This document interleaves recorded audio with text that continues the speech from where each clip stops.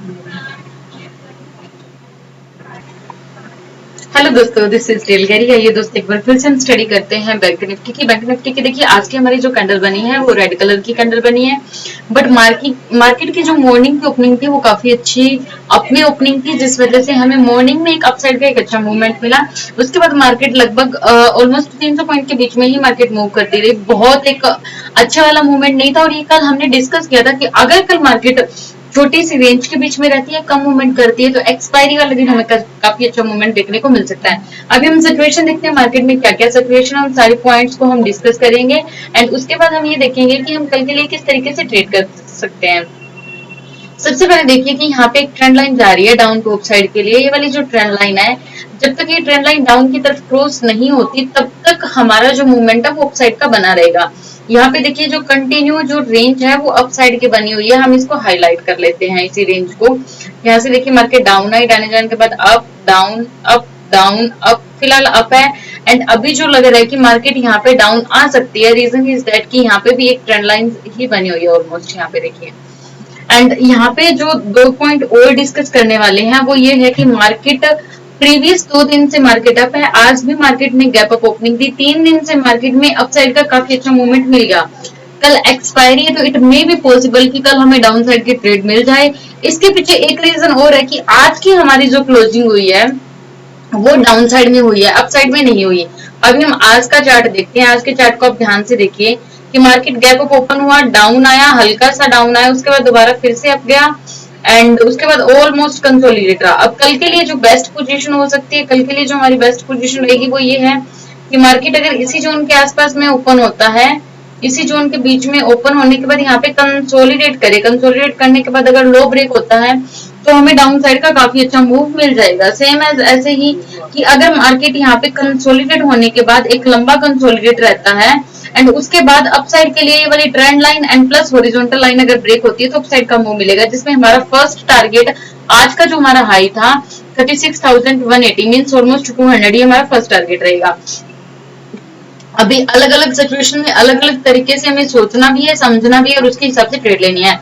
कल एक्सपायरी है तो हमें ज्यादा अवेयर होकर ट्रेड करने की जरूरत है। अगर मार्केट इसी रेंज के अंदर ओपन हो जाती है तो हमें डाउन साइड का एक अच्छा मूव मिल जाएगा। लेकिन क्या होता है कि जरूरी नहीं है कि मार्केट उसी रेंज के अंदर ओपन हो, इट मे भी पॉसिबल कि मार्केट गैप डाउन ओपन हो। अगर मार्केट गैप डाउन ओपन होती है तो हमें क्या करना है, हमें उस एरिया को हाईलाइट कर लेना है कि मार्केट कितनी कितनी रेंज के बीच में कंसोलिडेट हो रही है। उस कंसोलिडेशन जोन को हाईलाइट करने के बाद फिर हाई या लो ब्रेक होता है तो दोबारा फिर से हमारी ट्रेड बन जाएगी।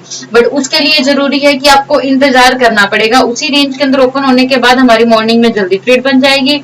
लेकिन अगर गैप अप या गैप डाउन ओपन हो जाता है, स्टार्टिंग में 150-200 पॉइंट की मूव हो जाती है ओपन होते ही, तो वहां फिर हमें इंतजार करना पड़ेगा अपने सेटअप का, कि हम अपने सेटअप का इंतजार करेंगे। आपको ये चीज क्लियर हुई कि अगर मार्केट उसी रेंज के अंदर ओपन होती है तो उसी टाइम हम ट्रेड ले सकते हैं। आफ्टर कंसोलिडेशन गैप डाउन या गैप अप ओपन होता है तो हाई की तो हमारी ट्रेड तभी बनेगी जब हमारा आज का जो हाई है ये क्रॉस होता है 36,200 का। डाउन साइड का मूव हो सकता है, रीजन इज दैट कि मार्केट में काफी अच्छा अपसाइड का मूव आया एंड आज का जो हमारा ट्रेड रहा है, हमारा जो पूरा दिन का ट्रेंड रहा है वो हल्का डाउन है। देखिए स्विंग लो लो बनते आए हैं, तो कल के लिए हमारा फर्स्ट जो व्यू रहेगा वो डाउन का रहेगा। फिर भी नॉट श्योर कि मार्केट डाउन आएगी, जिस तरफ भी मार्केट जाए हम उसी तरफ अपनी ट्रेड ले लेंगे। अब हम देखते हैं निफ्टी का। निफ्टी का चार्ट भी सेम है कि निफ्टी में मार्केट बहुत ज्यादा गैप अप खुली है। अब यहाँ पे बायर्स ने 1, 2, 3 एंड 4 ऑलमोस्ट 4 डेज में मार्केट ने काफी अच्छा अर्न कर लिया। तो जिन्होंने कमाया है, कल एक्सपायरी है तो वो अपना प्रॉफिट बुक करने का जरूर सोचेंगे। अगर गैप डाउन खुलता है तो वेट करना है, उसी जोन के अंदर ओपन होकर फिर डाउन की तरफ आता है तो काफी अच्छा मूव मिल जाएगा। बीएन अप जाएगा या डाउन जाएगा उसी जोन के अंदर रहेगा। ये सारी चीजें जो हमें पता चलती हैं, ये हमें पता चलती हैं एचडीएफसी बैंक से, क्योंकि एचडीएफसी बैंक की वेटेज सबसे ज्यादा है। अब एचडीएफसी बैंक को देखिए, एचडीएफसी बैंक ने मॉर्निंग में यहाँ पे इशारा किया था कि यहाँ पे कंसोलिडेट होने के बाद इनसाइड कैंडल भी बनी है एंड ये वाला रेंज भी ब्रेक हुआ, अप तरफ में गया। इसी वजह से बीएन के अंदर अच्छा मूव आया। डाउन आया तो वहां पे हल्की प्रॉफिट बुकिंग आई बीएन के अंदर, जो हमने ऑप्शन के अंदर एक हमारी अच्छी ट्रेड भी बनती है डाउन और अपसाइड की दोनों तरफ की। तो अब आपको करना क्या है, कल जब बीएन के अंदर आपको लगे कि यस ट्रेड बन रही है तो उस टाइम सबसे पहले आपको एचडीएफसी जरूर देखना है कि एचडीएफसी किस तरीके से मूव कर रहा है, क्या एचडीएफसी में कोई स्ट्रॉन्ग सपोर्ट या रेजिस्टेंस ब्रेक होने वाला है या मार्केट कंसोलिडेट है। इन सारे पॉइंट्स को हमें ध्यान में रखना जरूरी है।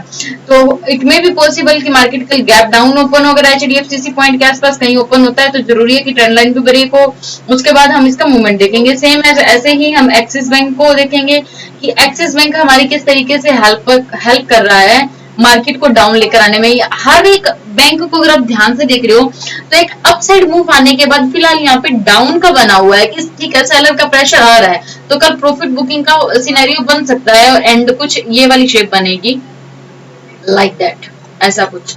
तो हम उस मूवमेंट के लिए इंतजार करेंगे, अच्छे तरीके से सोचेंगे समझेंगे, उसके बाद हम ट्रेड लेंगे। नेक्स्ट हम देखते हैं आईसीआईसी बैंक। आईसीआईसी बैंक में देखिए ऑलमोस्ट यहाँ पे डाउन का ही व्यू बनता जा रहा है, हर एक स्विंग डाउन का बन रहा है जैसे कि बाकी बैंक में बन रहा है हर एक स्विंग डाउन का। ये देखिए हर एक पॉइंट यहाँ पे डाउन का बन रहा है। एंड उसके बाद हम देखते हैं एसबीआई बैंक को। एसबीआई बैंक में भी सेम एक हमें यहाँ पे कंसोलिडेट है।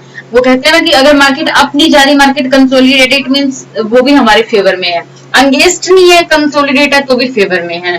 सेम है जैसे ही हम कोटक बैंक देखेंगे, हर एक बैंक को देखना जरूरी है जिससे हमें मूवमेंट का पता चल सके। इसने आज डाउन साइड का ऑलरेडी मूवमेंट यहाँ पे किया है एंड यहाँ पे 1 2 3 4 टॉप भी बने हुए हैं जो हम पैटर्न ऑलमोस्ट हर एक बैंक में चाहते हैं कि हमें मिले। तो यहाँ पे हमें काफी अच्छी ट्रेड मिलती है रिवर्स की, अगर टॉप को टच करने के बाद डाउन आए तो। ये बैंक के हिसाब से मैं आपको बता रही हूँ। तो हमने सारा डिस्कस कर लिया कि बीएन को मूवमेंट देने में किस तरीके से बैंक हेल्प करते हैं।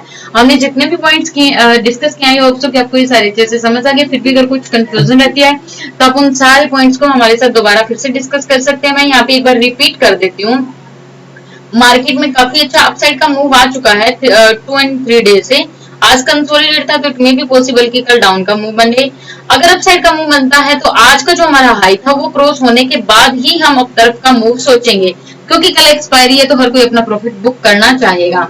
सेकंड हमने जो पॉइंट डिस्कस किया वो ये था कि अगर मार्केट गैप डाउन ओपन हो जाती है मींस मॉर्निंग में अगर सेलर का काफी ज्यादा प्रेशर रहता है तो वहां पे हमें क्या करना है, एक रेंज बनने का इंतजार करना है। रेंज जैसे ही ब्रेक होगी उसके बाद हम डाउन या अपसाइड का मूव लेंगे। तो अब इन पॉइंट्स को ध्यान रखना। फिर भी अगर आपको कुछ भी कंफ्यूजन रहती है तो आप कमेंट सेक्शन में कमेंट करो, हम उसका डिस्कस करेंगे। Thank you so much, God bless you, take care.